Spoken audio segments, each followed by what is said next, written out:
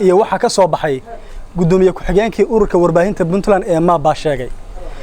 warbaahinta gobolku bulshada ayay u shaqeysay cid ma sharaysato laakiin hadda waxay dareentay ee guuxa sameeyay kulanka inay yeeshaan in warbaahintii la leeyahay waxyaabo badan oo aan munaasib ahayn in maamulka gobolku ay kula dhaqmaan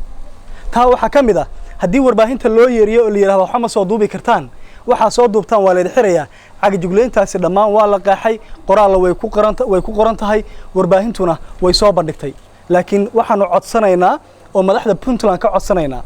in iyo wasaaradda warfaafintuba in ay arintan faragelin ku samayso waayo warbaahinta gobolka bari dadka iyo dawladda Puntland iyo dalka ayay u adeegtaa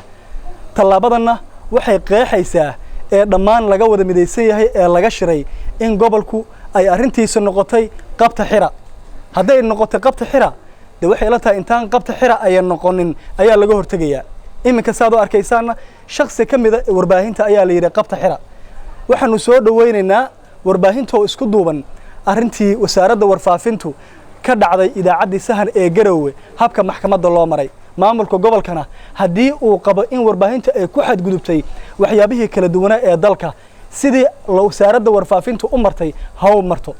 mar labaad iyo mar saddexaad waxaanu ka codsanaynaa dhammaan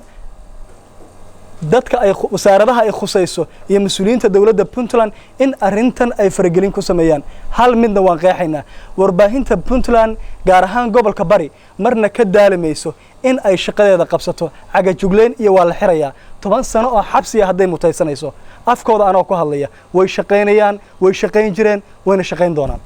waa mahadsantiin